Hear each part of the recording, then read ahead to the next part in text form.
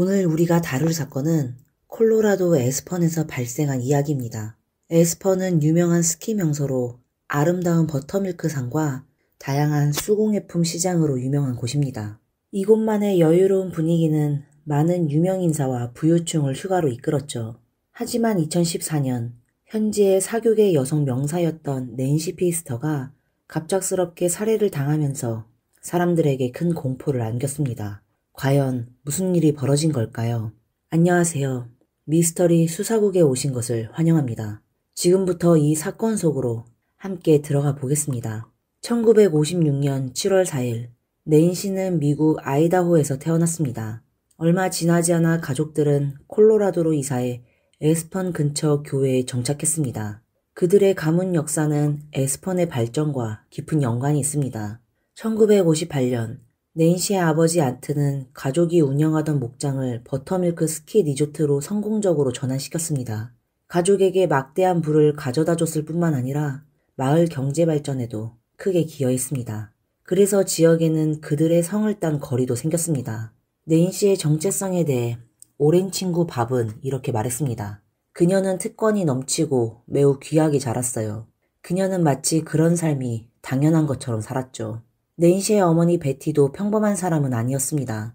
그녀는 제2차 세계대전 당시 여성 항공군 지원 비행사로 활동했었는데 전역 후 평화로운 에스펀에 정착했음에도 여전히 헬리콥터를 조종하는 습관이 있었습니다. 심지어 헬리콥터를 자신의 집 차도에 눈에 띄게 세워두어 이웃들의 불만을 사기도 했습니다. 낸시는 아마도 이런 대담한 행동 방식을 어머니에게서 배운 것 같습니다. 영상에서 언급했듯이 에스펀의 스키 관광 산업이 발전하면서 점점 더 많은 유명인사와 부호들이 이곳에 모여들었습니다. 그 중에는 젊은 시절의 케네디와 오스카상을 수상한 유명 남자 배우 마이클 더글라스도 포함되어 있었습니다. 같은 상류층 출신인 낸시는 이들과 젊은 시절부터 알고 지냈습니다. 젊고 아름다웠던 낸시는 마이클과도 한때 연애관계를 가졌으며 두 사람은 약혼까지 했으나 결국 결혼에 이르지 못했습니다. 대부분의 마을 주민들에게 낸시는 지역의 스타와 같은 존재였습니다. 그녀는 원래 뉴욕의 프렛 인스티튜트에 입학했지만 20살에 자퇴하고 고향으로 돌아왔습니다. 높은 학력을 갖추지는 않았지만 그녀는 자신의 영향력과 사교적 매력을 활용해 가족 사업을 운영하는 데 기여했습니다. 이는 지역 관광산업에도 크게 이바지했는데 그녀는 직접 방문객을 맞이하며 여러 특색 있는 관광 프로그램에 참여했습니다. 그녀는 오직 자신의 힘으로 에스펀의 대변인이 된 셈입니다. 일 외에도 낸시의 사생활은 매우 방탕했습니다. 주변 사람들의 묘사에 따르면 그녀는 자주 다양한 파티를 열었고 금지 약물을 복용하기도 했습니다. 심지어 아침에 일어나자마자 가장 좋아하는 샴페인을 마셨고 점심 무렵에는 이미 취해 있는 경우도 있었습니다. 연애 면에서도 낸시는 매우 독특했습니다. 결혼한 적이 없는 그녀는 29살에 딸 줄리아나를 낳았고 10년 후 아들을 출산했습니다. 낸시는 인기 있는 사교 스타였지만 다른 여성들과의 관계는 항상 불안정했습니다. 작가 데일린 베리는 낸시를 자유분방한 사람으로 묘사했습니다. 그녀는 때로는 다른 여성의 남편의 무릎에 앉거나 그 여성 앞에서 친밀한 행동을 하기도 했습니다. 많은 사람들이 이런 행동을 받아들이지 못했기 때문에 낸시는 뒤에서 원한을 사는 경우가 많았을 것입니다. 2013년 겨울 낸시는 에스펀을 떠나 햇빛이 풍부한 호주로 휴가를 떠나기로 결심했습니다. 출국 전 그녀는 자신을 위한 성대한 환송 파티를 열었습니다. 이 파티는 그녀 자신뿐만 아니라 새로운 친구이자 세입자인 스틸러 부부를 환영하기 위한 자리이기도 했습니다.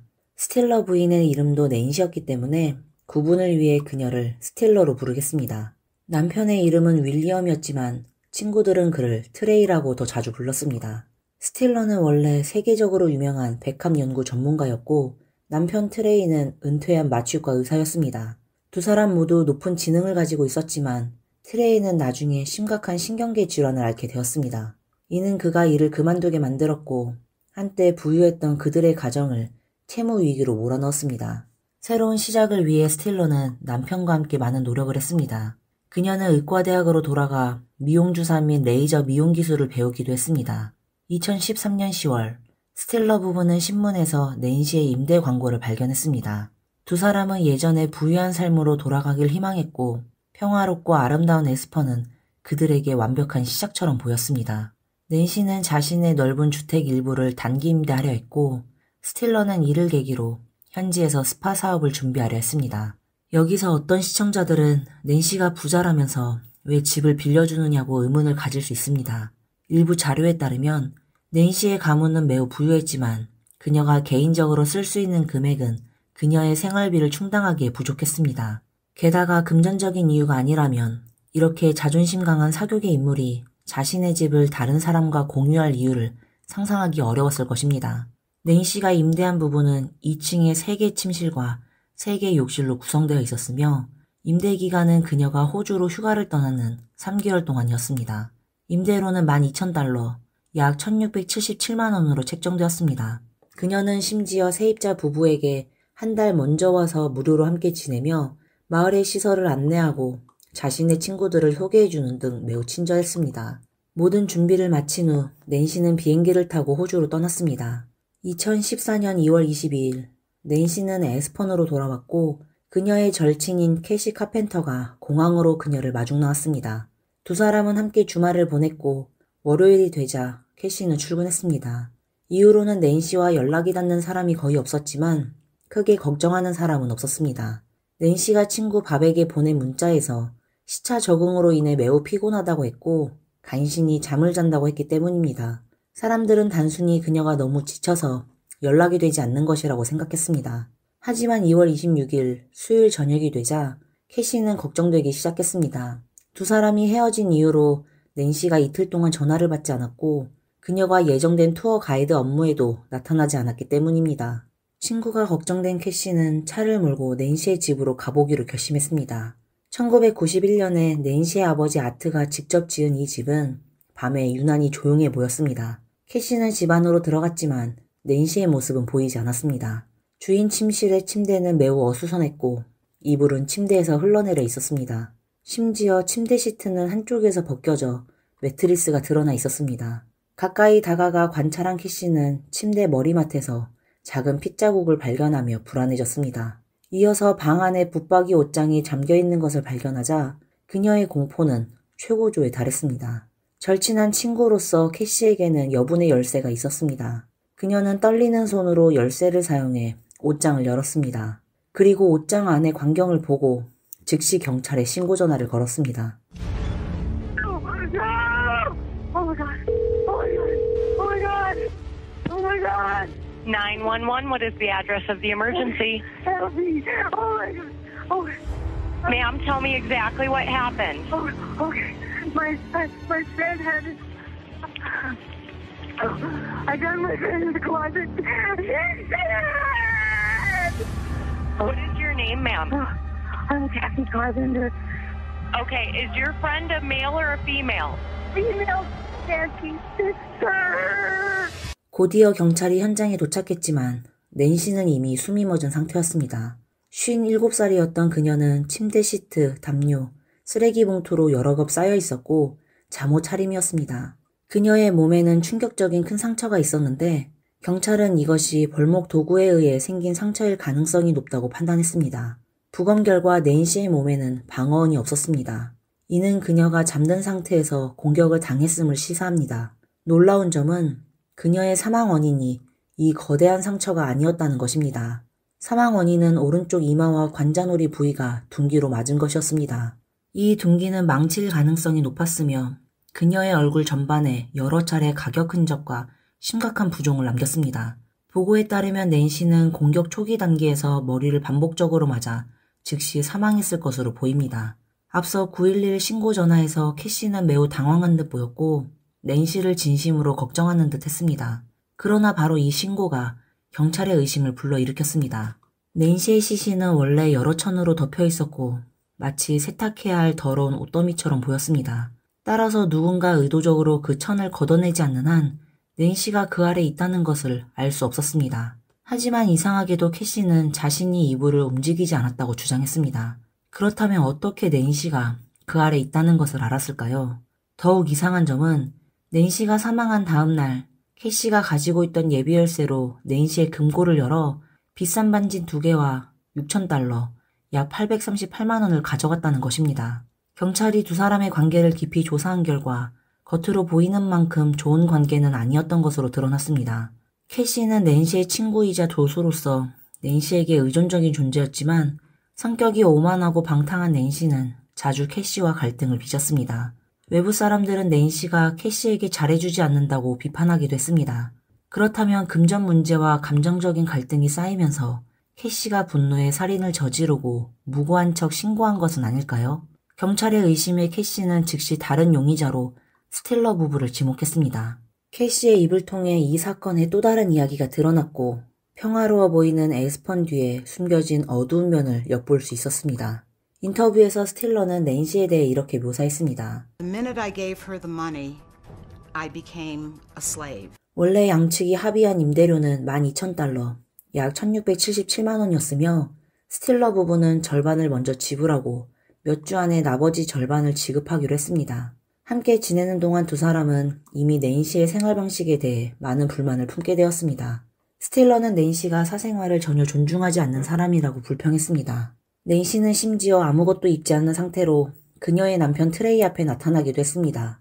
게다가 낸시는 흡연자였고 이로 인해 집에는 불쾌한 냄새가 가득했습니다. 하지만 그들이 불만을 제기할 때마다 낸시는 보증금을 몰수하겠다고 위협했습니다. 낸시가 호주로 떠난 후 부부는 조금이나마 안심할 수 있었습니다. 그러나 낸시와의 갈등은 사라지지 않았고 오히려 더 심각해졌습니다. 부부는 집안 곳곳에서 고장이 난 부분들을 발견하곤 했습니다. 예를 들어 물이 새는 수도꼭지나 제대로 작동하지 않는 콘센트 등이 있었지만 집 주인인 낸시는 이런 요청들을 거부했습니다. 이 시점에서 낸시는 주변 친구들에게 두 세입자를 강제로 내보내고 싶다는 의사를 표현했습니다. 하지만 크리스마스가 다가온다는 이유로 결국 포기했죠. 양측의 이메일 교환에는 금전 문제로 가득했습니다. 낸시는 두 사람이 집안의 자산을 훼손했고 수도세와 전기세를 제때 납부하지 않았다며 그들을 비난했습니다. 심지어 법정에 고소하겠다고 위협하며 이러한 불만을 자신의 소셜미디어에 공개하기도 했습니다. 또한 아직 지급되지 않은 임대료 절반에 대해 이상한 일이 발생했습니다. 스틸러 부부는 그들이 돈을 낸시의 대리인인 캐시에게 전달했으며 캐시가 그 돈을 금고에 넣었다고 말했다고 주장했습니다. 하지만 낸시는 이를 단호히 부인하며 자신은 잔금을 받은 적이 없다고 주장했습니다. 결국 낸시는 양측의 임대 계약을 해지하기로 결정했고 2월 22일 그녀가 집에 돌아오는 날까지 이사를 가라고 요구했습니다. 그녀는 이 결정을 캐시를 통해 전달했습니다. 그러나 낸시가 에스펀으로 돌아왔을 때 스틸러 부부는 근처 모텔로 이사했지만 짐을 모두 가져가지는 않았습니다. 낸시는 스틸러 부부가 집을 훼손했으며 이에 따라 14,000달러의 손해배상을 청구해야 한다고 주장했습니다. 처음에는 스틸러 부부가 남은 물건을 가져가도록 동의했지만 두 사람이 제 시간에 오지 않자 낸시는 문을 잠가버렸고 몇천 달러 상당의 스파 장비를 차고에 보관하며 돈을 갚을 때까지 돌려주지 않겠다고 했습니다. 경찰은 이러한 상황을 파악한 후 즉시 조사 방향을 스틸러 부부로 전환했습니다. 경찰은 스틸러 부부를 경찰서로 소환해 각각 신문했습니다. 트레이는 거짓말 탐지기를 통과하지 못했지만 자신이 사건과 관련이 없다고 강하게 부인했습니다. 그는 자신의 정신질환으로 인해 몸이 매우 약해 어린아이조차 해칠 수 없으며 낸시를 해칠 가능성은 더더욱 없다고 주장했습니다. Why did you go in there and hurt Nancy? Maybe you don't even know, but I know it's true. I know it's true. You did this, man. You did it. And the quicker you start saying that, the better this is going to be. How can you know it's true when it's not true? 이 시점에서 경찰은 스틸러 부부를 강하게 의심하고 있었지만 두 사람을 경찰서에서 석방할 수밖에 없었습니다.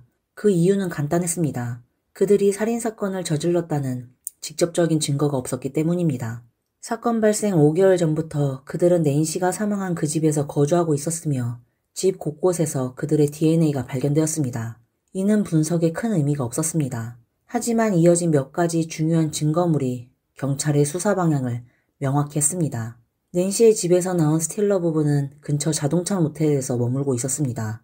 며칠 뒤 환경미화원이 쓰레기통을 청소하던 중 이상한 물건 몇 개를 발견했습니다. 그것들은 각각 피가 묻은 둥기, 낸시 피스터라고 쓰인 약병, 그리고 제규어 차량 등록증이었습니다.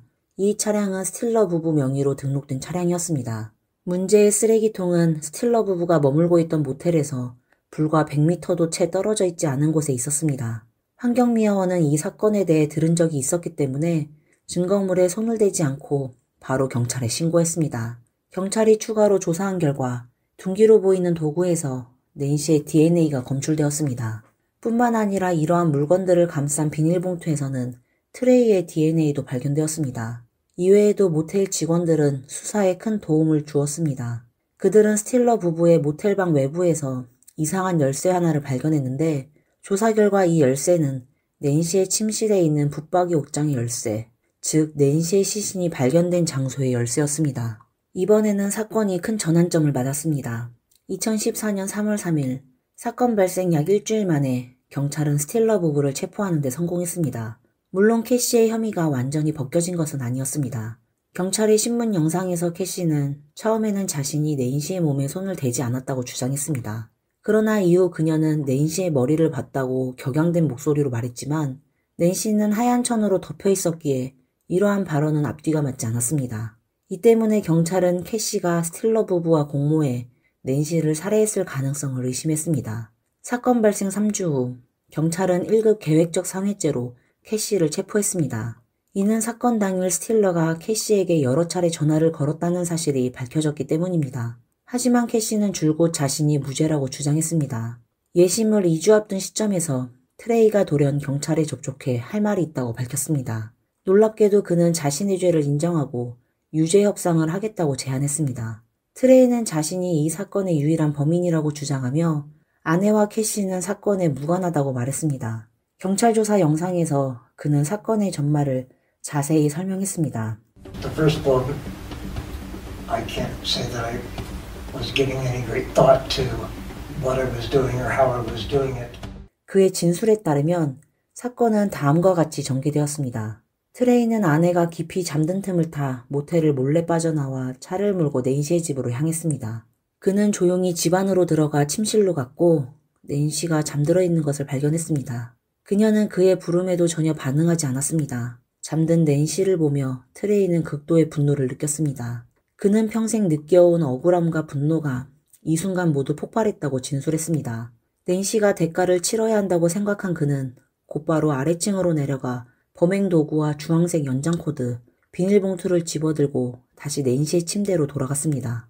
이후 그는 망설임 없이 망치로 낸시의 머리를 여러 차례 내리쳤습니다. 트레이는 낸시가 아직 숨이 붙어있을까 두려워하며 이번에는 벌목 도구를 들고 그녀를 내리쳤습니다. 이 모든 일을 마친 후 그녀는 전선으로 비닐봉투와 침대를 단단히 묶고 낸시를 붙박이 옷장 안에 밀어넣었습니다. 이후 그는 낸시의 담배와 약을 가져가 그녀가 자발적으로 떠난 것처럼 꾸미려고 했습니다. 이 진술에 대해 에스펀 주민들은 쉽게 믿지 않았습니다. 사건 현장을 보면 분명히 누군가 정리를 한 흔적이 있었기 때문입니다. 정리되지 않은 깨끗한 침대 시트가 그 증거입니다. 트레이가 혼자서 모든 일을 해냈다는 것은 설득력이 부족해 보였습니다. 그의 나이와 건강 상태를 고려하면 더욱 그렇습니다. 이러한 의문에 대해 트레이는 자신의 아내가 사건과 전혀 무관하다고 강하게 주장했습니다. 그는 아내는 이 사건과 아무런 관련이 없을 뿐만 아니라 사건에 대해 전혀 알지 못합니다. 라고 말했습니다. 트레이와 경찰의 유죄 협상 조건은 검찰이 그의 아내에 대한 모든 혐의를 철회하고 앞으로도 이 사건으로 그녀를 기소하지 않도록 하는 것이었습니다. 이후 경찰은 캐시에 대한 기소도 철회했습니다. 캐시가 사건과 관련이 있다는 강력한 증거를 끝내 찾지 못했기 때문입니다. 결국 트레이는 종신형을 선고받았지만 이후 감형되어 20년형으로 바뀌었습니다. 그러나 그의 건강 상태와 나이를 고려할 때 종신형이나 다름없었습니다. 2015년 이 사건은 다시 한번 대중의 관심을 끌었습니다. 스틸러는 작가 데일린 베리의 도움을 받아 사건에 관한 책인 결혼의 죄를 출간했습니다. 낸시의 가족과 친구 캐시는 이 책의 출판을 막으려 했으나 실패했습니다. 낸시의 가족들은 이 책이 낸시를 심하게 비하했다고 생각했습니다. 책에서 스틸러는 낸시를 경계성 인격장애를 앓고 있는 사람으로 묘사했으며 범인 트레이는 비극적인 영웅으로 그려졌습니다. 스틸러는 남편의 범행 계획에 대해 전혀 몰랐다고 주장했습니다. 에스펀 지역 신문은 이 책을 거대한 증오의 언어라고 평가했습니다.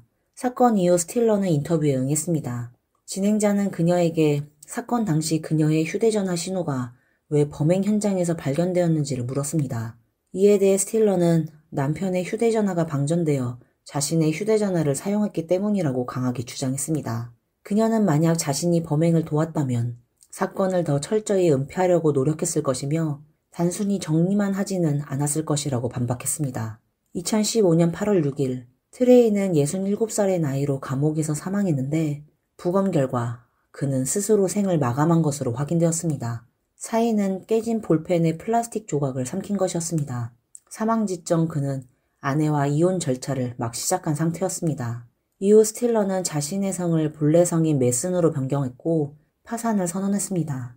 1985년에 체결된 생명보험 계약에 따라 스틸러는 남편 사망 후 최대 100만 달러, 약 14억 원의 보험금을 받을 수 있었습니다. 트레이가 스스로 생을 마감했음에도 불구하고 당시 보험계약서에는 자살 시 보험금 지급 불가 조항이 없었기 때문에 보험사는 보험금을 지급해야 했습니다. 낸시의 딸 줄리아나는 스틸러가 어머니의 사건을 이용해 책을 출간하고 이익을 얻은 것에 대해 2016년 민사소송을 제기하며 2,500만 달러, 약 349억 원을 요구했습니다. 그러나 그녀는 스틸러가 이미 파산 신청을 했다는 사실을 모르고 있었습니다. 파산 신청으로 인해 스틸러는 보험금을 보호받을 수 있었고 채권자에게 압류되지 않았습니다. 하지만 2001년 보도에 따르면 양측은 이후 합의에 이르렀습니다. 파산 법원의 요청에 따라 스틸러는 받은 보험금 중 대부분인 85만 달러, 약 11억 원을 줄리아나에게 지급했습니다. 스틸러가 사건에 연루되었는지 여부는 트레이의 자살로 인해 진실을 알기 어려워졌습니다. 생전에 낸시는 논란이 많은 인물이었지만 에스펀 관광산업에 큰 공헌을 했다는 사실은 부인할 수 없습니다. 그래서 그녀가 사망한 후에도 여전히 많은 지역 주민들은 그녀를 기리며 추억하고 있습니다. 오늘의 이야기는 여기까지입니다. 여러분은 스틸러가 이 사건에서 어떤 역할을 했다고 생각하시나요? 댓글로 여러분의 의견을 공유해주세요. 저희 영상이 마음에 드셨다면 좋아요와 구독 눌러주세요. 다음 시간에 다시 뵙겠습니다. 감사합니다. 샤론 베렌스는 칠순에 가까운 독신노인으로 평생 자녀 없이 홀로 살아왔습니다. 그녀의 노년 생활은 비교적 단순했으며 대부분의 시간을 작은 마을에서 보냈습니다. 하지만 이처럼 자애로운 노인이 범죄의 표적이 되었고 잔혹한 범인은 그녀의 생명을 앗아간 것은 물론 끔찍하고 말로 표현하기 힘든 일까지 저질렀습니다. 과연 범인은 왜 노인을 대상으로 삼았을까요? 그리고 어떤 목적에서 이런 범행을 저질렀을까요? 지금부터 이 사건에 대해 알아보겠습니다. 안녕하세요. 미스터리 수사국입니다. 오늘 소개할 사건은 미국 네브래스카주 콜론 마을에서 발생한 비극입니다. 콜론 마을은 미국 77번 고속도로 서쪽에 위치하며 번화한 오마하시에서 약 40마일 떨어져 있습니다. 이 마을은 상더스 카운티에 속한 농업 중심의 시골 마을로 상주 인구는 약 110여 명입니다. 주인공 샤론은 1936년 8월 15일 네브래스카주에서 태어나 도지 카운티 프리몬트시에서 어린 시절을 보냈습니다. 농장에서 자란 샤론은 어릴 때부터 다양한 농업 활동에 참여했는데 이러한 경험은 그녀의 성실하고 부지런한 성격을 형성했을 뿐만 아니라 더 나은 삶을 향한 그녀의 열망을 키웠습니다. 이러한 이유로 샤론은 노동을 하면서도 항상 학업을 최우선으로 삼았고 결국 열심히 공부한 끝에 자신의 운명을 바꾸는 데 성공했습니다. 1956년 당시 20살이었던 샤론은 상더스 카운티 정부에 입사했습니다. 이 직업 덕분에 그녀는 고향 프리몬트를 떠나 콜론 마을로 이주하게 되었습니다.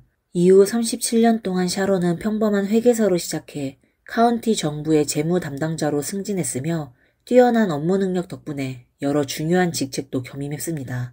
덕분에 샤론은 콜론 마을에서 유명한 인물이 되었고 지역 주민들 사이에서도 큰 존경을 받았습니다. 1998년 62살의 나이에 샤론은 은퇴 생활을 했습니다. 독신이었고 자녀가 없던 그녀에게는 수십 년간 함께 살아온 마을 주민들이 가장 가까운 가족과 같은 존재였습니다. 샤론은 실제로 주민들을 가족처럼 여겼고 자신의 선의를 아끼지 않았습니다. 그녀는 자신의 집을 공익 카페로 개조해 운영했으며 이로 인해 지역 주민들은 더 이상 수십 마일 떨어진 다른 도시로 가서 여가를 즐길 필요 없이 샤론의 집에서 언제든지 무료로 모임과 대화를 즐길 수 있었습니다. 하지만 이렇게 따뜻하고 자애로운 노인이 이후 비참한 일을 겪게 되었습니다. 악랄한 범인이 그녀의 생명을 빼앗아갔을 뿐만 아니라 입에 담기 힘든 범행까지 저질렀던 것입니다. 2003년 6월 30일 오후 6시 42분 상더스 카운티 경찰서는 샤론의 친구인 리 하트먼으로부터 신고 전화를 받았습니다. 릭은 샤론이 자신의 차고에서 스스로 생을 마감했으며 그녀의 몸 옆에는 9mm 구경의 총이 있다고 알렸습니다. 신고를 받은 경찰은 즉시 현장에 도착했으나 릭의 말대로 샤론은 그녀의 집 맞은편 독립형 창고에서 사망한 상태였습니다. 그러나 그녀의 사망 원인은 자살이 아니었습니다. 먼저 샤론의 옷차림이 약간 흐트러져 있었으며 상의는 가슴까지 올라가 있고 속옷이 노출되어 있었습니다. 이러한 상태는 자연스럽게 넘어져 생긴 모습이 아니었습니다. 또한 샤론의 머리와 얼굴에 심각한 외상이 있었고 목에는 뚜렷한 교살 흔적이 발견되었습니다. 그녀의 옆에 총이 있었지만 안전장치가 해제되지 않은 상태였으며 현장에는 탄피도 발견되지 않았습니다. 따라서 샤론은 타인의 공격을 받았으며 범인이 그녀를 상대로 비도덕적인 행위를 했을 가능성도 있었습니다. 추가 조사를 통해 경찰은 차고 맞은편에 위치한 샤론의 집에서 더 많은 범죄의 흔적을 발견했습니다. 뒷문 입구에는 문을 강제로 열기 위해 사용된 것으로 보이는 끌이 벌어져 있었고 집 외부에 전화선도 끊겨 있었습니다. 집 내부에서는 별다른 이상 징후가 발견되지 않았으나 침실 침대 옆에는 비어있는 총기 홀스터가 있었습니다. 그 크기를 고려했을 때 현장에서 발견된 총과 완벽히 일치했습니다. 경찰은 이를 바탕으로 샤론이 사건 발생 전 위험을 감지하고 스스로를 보호하기 위해 총을 꺼냈을 가능성이 높다고 추정했습니다. 하지만 범인이 미리 전화선을 끊어둔 탓에 샤론은 전화로 경찰에 신고할 수 없었고 결국 총을 들고 집 맞은편 차고로 가서 경찰서로 가기 위해 차를 타려고 했던 것으로 보입니다. 이 과정에서 범인이 그녀를 공격한 것으로 추정되었습니다. 초기에 경찰은 범인의 범행 동기를 명확히 알 수 없었습니다. 한편으로는 현장에서 귀중품이 도난되지 않았고 샤론이 위협을 미리 감지했기 때문에 범인이 단순히 도둑질 계획이 실패해서 그녀를 살해한 것인지 아니면 다른 이유가 있는 것인지를 판단하기 어려웠습니다. 다른 한편으로는 샤론이 비도덕적인 대우를 받은 것으로 보였으나 그녀가 고령의 노인이라는 점을 감안했을 때 경찰은 범인이 그런 이유로 범행을 저질렀을 가능성을 확신할 수 없었습니다. 따라서 추가 조사를 통해 구체적인 결론을 내려야 했습니다. 당시 상황을 기준으로 볼 때 신고자인 릭이 범행을 저질렀을 가능성이 높다고 판단되었습니다. 릭은 샤론의 시신을 발견한 인물이었으며 신고 당시 제공한 정보가 현장 상황과 명백히 일치하지 않았기 때문입니다. 이에 경찰은 즉시 릭을 불러 신문을 진행했습니다. 릭의 진술에 따르면 샤론은 사건 발생 전날 밤 친척 방문을 마치고 콜론 마을로 돌아왔습니다. 그러나 곧 외부와의 연락이 두절되었고 가족들은 샤론의 안전을 염려해 릭에게 확인을 부탁했습니다. 다음날 오후 릭은 샤론의 집을 방문했으나 그녀가 집에 없음을 발견했습니다. 이후 릭은 샤론의 차가 여전히 차고에 있는지 확인하기 위해 차고로 갔고 그곳에서 샤론의 시신을 발견했다고 말했습니다. 당시 릭은 시신을 자세히 살피지 않았고 옆에 총이 있는 것을 보고 그녀가 스스로 생을 마감했다고 생각했다고 주장했습니다. 그러나 경찰은 릭의 진술에 의문을 가졌습니다. 릭이 샤론의 집에 들어갔다면 문을 강제로 연 흔적을 보지 못했을 리가 없기 때문입니다. 이러한 의심을 바탕으로 경찰은 릭에게 거짓말 탐지기 검사를 받으라고 요구했습니다. 그러나 릭은 이를 거부하며 아무런 해명을 하지 않았습니다. 그는 단순히 내가 이번 사건과 관련이 있다는 증거가 있다면 언제든 체포해라. 그렇지 않다면 어떤 조사에도 응하지 않겠다 라고 말했습니다. 릭의 태도는 경찰의 의심을 더욱 키웠으며 그의 진술 내용 또한 추가 확인이 필요했습니다. 이에 경찰은 샤론의 가족과 연락을 취해 릭의 진술을 검증했고 릭의 알리바이를 확인했습니다. 뚜렷한 문제는 발견되지 않았지만 릭의 수상한 행동으로 인해 그는 사건이 종결될 때까지의 잠재적 용의자로 간주되었습니다. 이어서 경찰은 조사 초점을 콜론 마을 주민들에게 맞췄습니다. 샤론이 사건 전날 밤 막 집으로 돌아왔다는 점에서 이는 단순한 우연이 아닐 수 있으며 범인은 그녀의 동선을 잘 알고 있을 가능성이 높다고 판단했습니다. 이에 경찰은 마을 내에서 범행 동기가 있을 만한 의심스러운 인물들을 집중적으로 조사하기 시작했고 곧 제임스 D. 마르스라는 남성이 수사선상에 올랐습니다. 제임스를 의심한 이유는 크게 두 가지였습니다. 첫째는 그가 콜론 마을에서 드물게 범죄 전과가 있는 인물이었기 때문입니다. 둘째로는 제임스는 샤론의 이웃으로 두 집 직선 거리가 약 50피트, 15m밖에 되지 않았기 때문입니다. 따라서 경찰은 제임스가 샤론의 일상에 대해 잘 알고 있을 가능성이 높고 범행 동기가 있을 수 있다고 판단하여 곧바로 그를 불러 조사했습니다. 제임스는 사건과의 연관성을 전면 부인하며 경찰이 오기 전까지 샤론이 피해를 입었다는 사실조차 알지 못했다고 주장했습니다. 그의 진술에 따르면 그는 사건 전날 밤 약 오후 10시 반 캔자스주에서 콜론 마을로 돌아왔다고 했습니다. 당시 그는 친구와 술집에서 시간을 보내기로 이미 약속되어 있었기 때문에 짐을 내린 후 곧바로 시내에 있는 친구 집으로 출발했습니다. 이후 몇 시간 동안 제임스는 친구와 함께 술집에서 술을 마셨고 새벽 1시경 가족으로부터 집으로 돌아오라는 전화를 받고 나서야 술집을 떠나 집으로 돌아갔다고 했습니다. 집에 도착했을 때는 그의 동생과 아버지는 이미 잠들어 있었고 어머니만 그를 기다리고 있었다고 했습니다. 어머니와 인사를 나눈 뒤 제임스는 자신의 방으로 들어가 휴식을 취했으며 이후로는 외출한 적이 없다고 주장했습니다.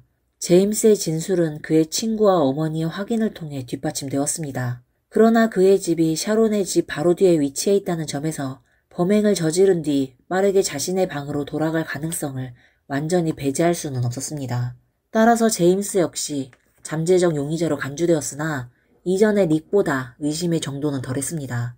이는 제임스가 24살의 젊은 남성이고 샤론이 66살의 고령인 점에서 두 사람의 나이 차이가 두 세대에 달했기 때문입니다.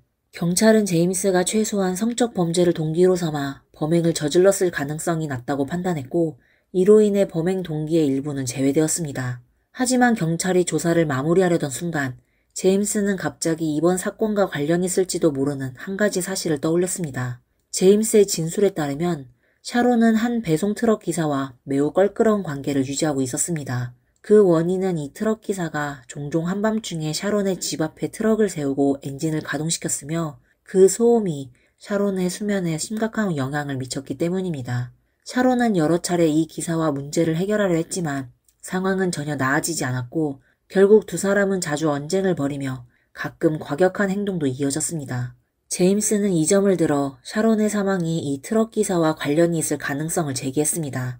경찰은 이 진술을 토대로 수사를 진행했으며 이 트럭 기사를 알고 있는 몇몇 주민들을 방문조사했습니다. 주민들 모두 샤론과 이 트럭 기사 사이에 갈등이 있었다는 사실을 확인했지만 기사의 구체적인 신원을 알고 있는 사람은 없었습니다. 그래서 경찰은 한편으로 이 기사가 다시 나타나기를 기다리는 동시에 다른 한편으로는 현장에서 발견된 물증, 주 9mm 구경 총과 샤론의 시신에 집중했습니다.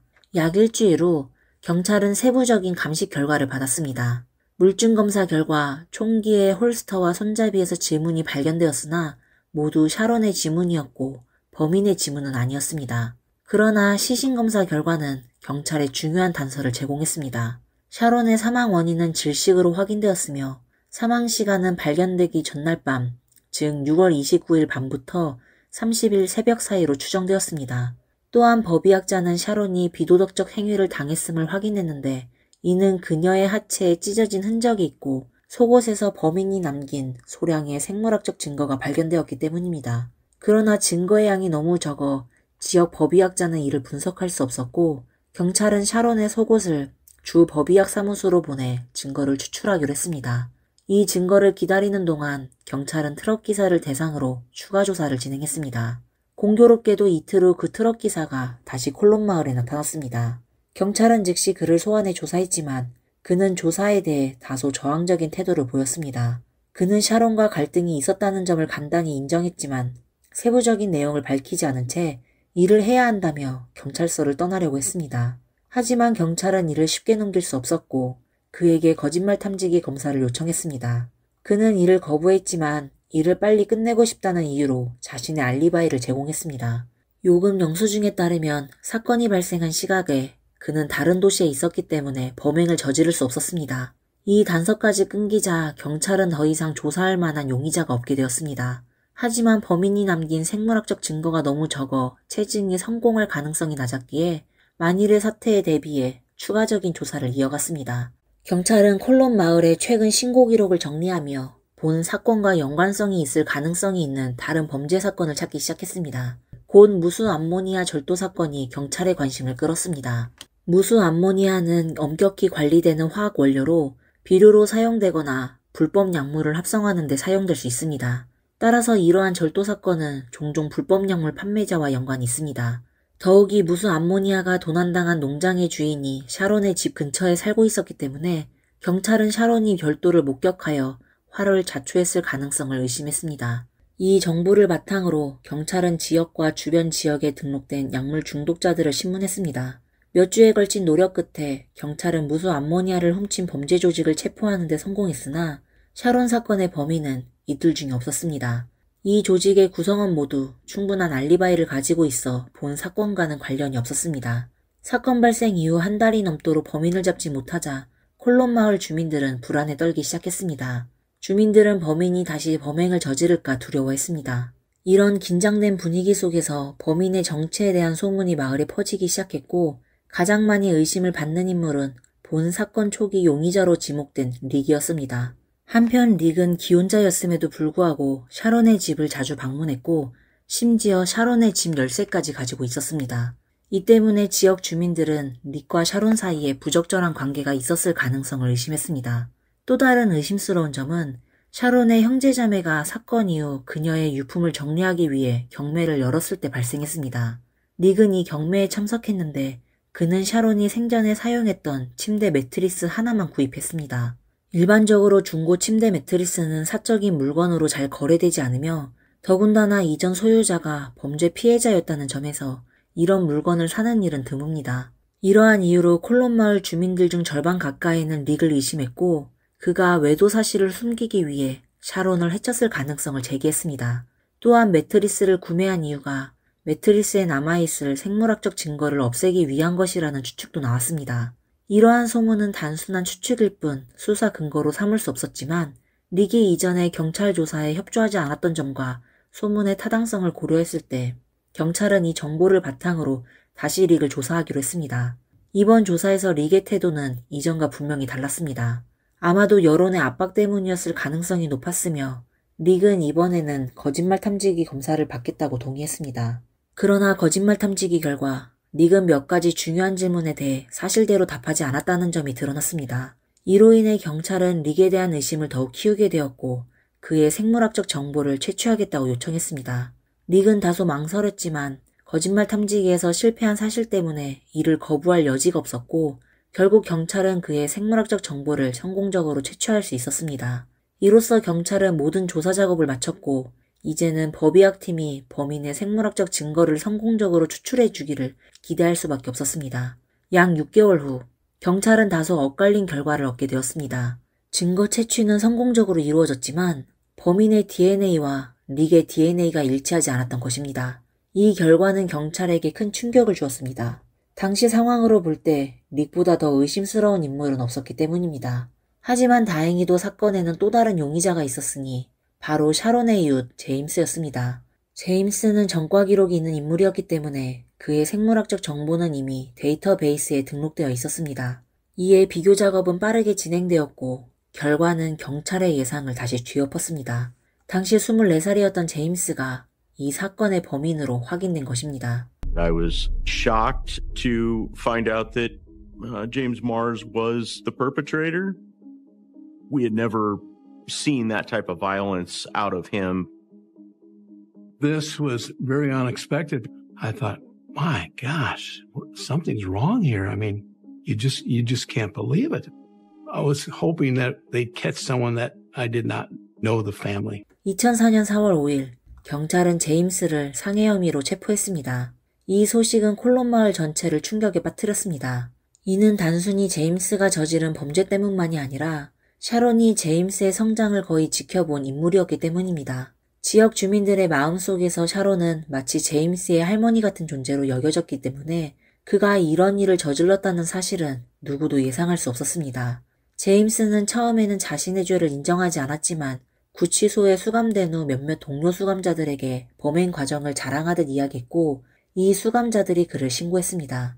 이에 따라 진행된 추가 신문에서 제임스는 결국 범행을 자백했습니다.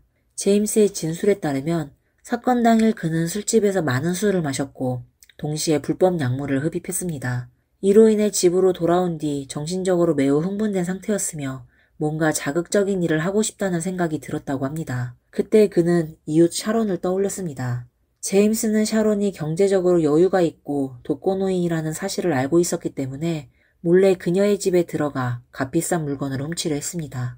제임스는 샤론의 집 문을 막 열고 들어갔을 때 샤론이 총을 들고 다가오는 것을 목격했습니다. 아마 이웃 관계를 고려한 듯 샤론은 당시 제임스를 쏘지 않고 대신 크게 호통치며 그에게 당장 나가라고 했습니다. 하지만 이 상황에서도 제임스는 물러나지 않았고 샤론이 실제로 총을 쏘지 않을 것이라고 생각했습니다.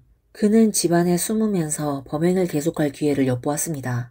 그러나 예상치 못하게 샤론은 얼마 지나지 않아 집을 나서 차고로 향했는데 이 행동이 제임스를 완전히 자극했습니다. 그는 샤론이 경찰서로 가서 신고하려 한다고 확신했고 그녀가 차고에 들어선 순간 그녀를 공격했습니다. 이후의 일에 대해서는 제임스가 누구에게도 말하지 않았으며 그를 신고했던 동료 수감자들에게조차도 밝히지 않았습니다. 제임스는 단지 샤론을 공격한 것만 인정했을 뿐 그녀를 상대로 비도덕적 행위를 저질렀다는 사실은 부인했습니다. 하지만 이러한 주장은 명백히 사실이 아니었습니다. 그가 그런 행위를 하지 않았다면 경찰이 샤론의 속옷에서 그의 생물학적 증거를 발견할 수 없었기 때문입니다. 경찰은 제임스의 진정한 동기가 치매였다고 판단했습니다. 그 근거는 여러 가지입니다. 첫째로는 그는 당시 불법 약물을 복용한 상태였고 이는 강렬한 욕구를 유발할 수 있습니다. 둘째로는 그는 범행 도중 주변 사람들에게 발각되지 않았습니다. 만약 그가 정말로 금전적 이득을 목적으로 했다면 범행 후에도 계속해서 물건을 훔쳤을 것입니다. 하지만 그는 그렇게 하지 않았으며 이는 그의 목적이 금전적 이득이 아니었음을 보여줍니다. 그렇다면 제임스는 왜 비도덕적인 행위를 부인했을까요? 이는 이해하기 어렵지 않습니다. 이러한 행위는 너무나도 비열한 것으로 인정한다고 해서 형량이 줄어들지도 않습니다. 오히려 자신의 평판과 가족들에게도 큰 악영향을 끼칠 수 있습니다. 따라서 제임스는 자신의 범행 동기를 상대적으로 덜 나쁜 절도로 묘사하려 했던 것으로 보입니다. 이는 그의 비도덕적 행위를 감추기 위한 의도적인 거짓말일 가능성이 큽니다. 2005년 8월 15일 사건 발생 2년 후 본 사건의 재판이 열렸습니다.